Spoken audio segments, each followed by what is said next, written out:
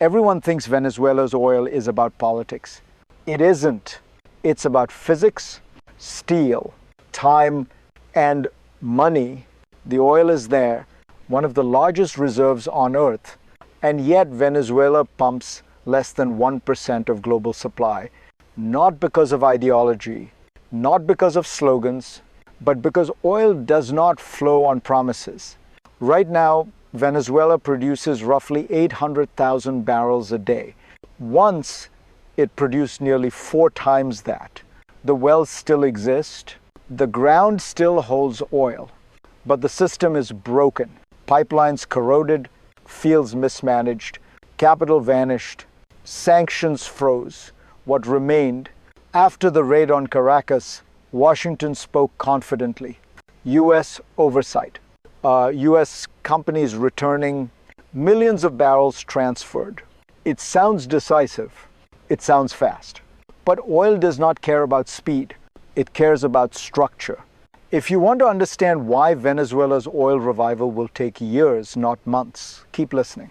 Because the real problem starts beneath the surface. So let's slow the picture down and look at what actually matters. Venezuela's oil problem is not about ownership. It is about capacity. Today, the country produces around 1 million barrels a day at best, often less. That is roughly 1% of global supply. In oil terms, that is marginal. Yes, Venezuela holds enormous reserves, but reserves are not production. Much of this oil is heavy, tar-like, difficult to move, expensive to refine. Not all of it is economical.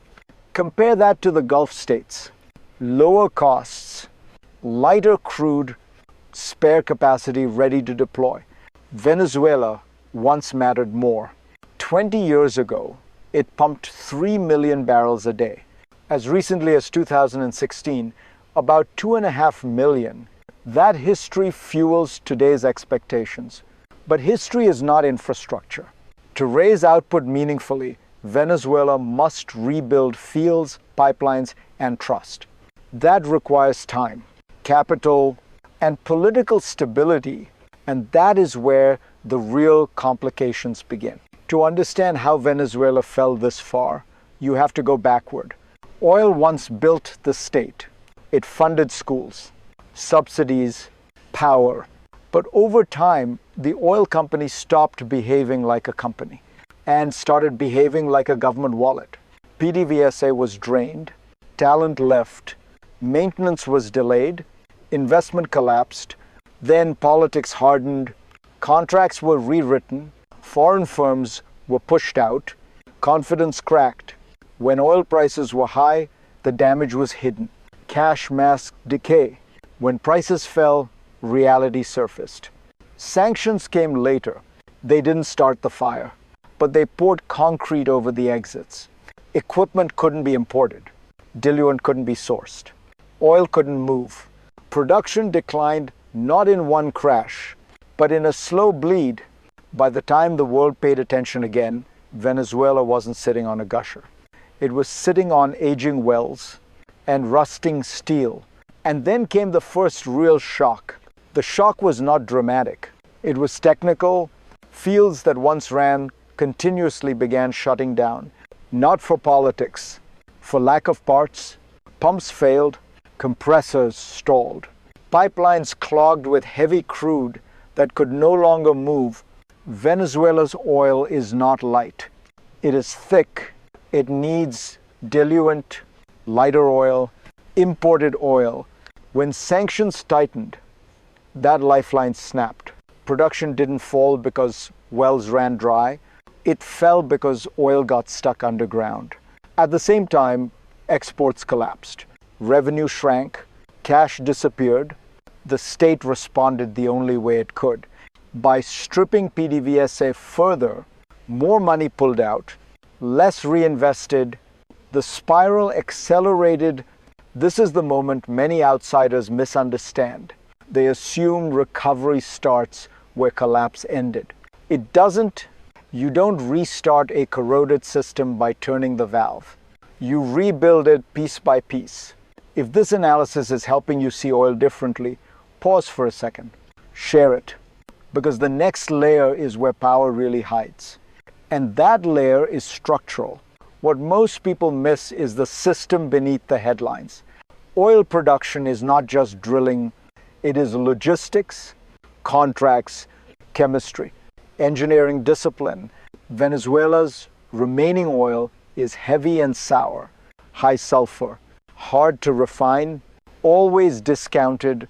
It must be blended, moved carefully, processed in specialized refineries. That means higher costs at every step. Yes, some fields can be rehabilitated with money, not speeches. Experts estimate $10 to $20 billion just to fix what already exists. That effort might add 500,000 barrels a day. In a couple of years, not overnight, beyond that, everything slows. New fields mean new pipelines, new processing plants, new export capacity. That is a 10-year project and closer to $100 billion. This is why control alone changes nothing. Ownership does not create output. Investment does, and that leads directly to the next crisis point. The second crisis is quieter, but more dangerous. It is about who takes the risk. U.S. oil companies have the technology, the capital, the experience. They have worked in Venezuela before. But oil companies do not invest on hope. They invest on certainty. Venezuela's oil pays back slowly. This is conventional oil. Long life, long timelines. The real returns come years later, long after current leaders are gone. That creates hesitation. Chevron is the exception. It never fully left. It kept operating under sanctions. It still produces about 200,000 barrels a day. It knows the geology. It has people on the ground. Exxon and Conoco do not. They left in 2007. After contracts were changed, after assets were nationalized, they sued instead of staying. Coming back is not simple. Trust must be rebuilt. Legal risk clarified. Political futures stabilized. Without guarantees, capital waits. And when capital waits, oil stays underground.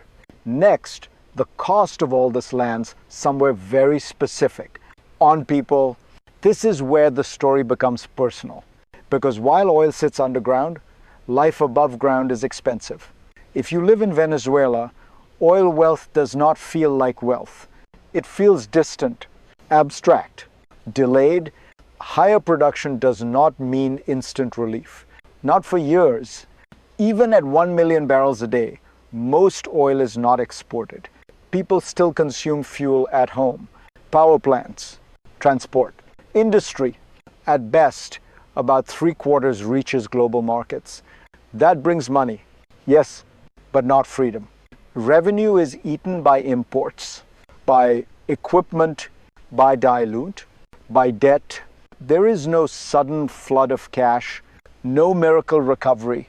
So when politicians promise oil will fix everything, you should pause, because you pay first. Through patience, through inflation, through waiting. If this perspective changes how you see resource wealth, share this video. Others deserve to see past the illusion too, because what happens next does not stay inside Venezuela's borders. What happens in Venezuela does not stay local. Oil never does. A slow recovery still shifts global balances. 500,000 barrels here, 1 million there. Markets notice. But Venezuela will not replace Saudi Arabia. It will not flood the world with cheap crude. Its oil is heavy, discounted, costly. What it does affect is leverage. U.S. Gulf Coast refineries were built for this kind of oil. Heavy, sour, one's from Venezuela, one's from Mexico. That makes Venezuelan supply strategically useful. Not dominant, but stabilizing. China sees this too. So does Russia. Venezuela's oil has long been a geopolitical asset traded for loans and influence. As exports slowly return westward, old relationships loosen. New alignments form. But there is a catch. Much of the future revenue may never reach development. It may flow outward to creditors, to bondholders, to past obligations. Oil can change geopolitics, but debt decides who benefits. And that sets the stage for the final, hardest question. Now comes the future. And it splits three ways. The first path is the optimistic one. Sanctions ease, investment arrives, PDVSA is partially reformed, production rises slowly, 1 million, then 1.5. Over years, debt is restructured at deep discounts. Oil revenue is shared between rebuilding and repayment. Living standards stabilize, not boom, but breathe. The second path is more likely. Oil production increases, but politics stays uncertain. Investors hedge, projects move cautiously, debt negotiations drag on. Most new revenue goes to creditors. Growth stays weak, frustration lingers. And then there is the worst path. Control without reform, oil flows, but institutions do not improve. Revenue disappears into old patterns. Debt eats the future. People wait. Again, these outcomes are not about geology. They are about systems, and systems, once broken, are hard to rebuild. Which brings us to the final truth. Venezuela is not sitting on a miracle. It is sitting on a responsibility. Oil will not rescue the country on command. It will not move faster because politics demands it. What lies beneath Venezuela is valuable, but what lies above it decides everything. Institutions, contracts, credibility. This is a country with an aging oil machine, not a fresh gusher. Reviving it will take years, billions of dollars, and patience that politics rarely offers. If the system is rebuilt carefully, oil can support recovery.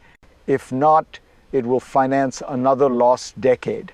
So when you hear promises about instant oil wealth, remember this: resources do not create prosperity. Systems do. If you want to keep seeing through global power stories like this, follow the channel, because the next crisis will look different, but it will follow the same rules.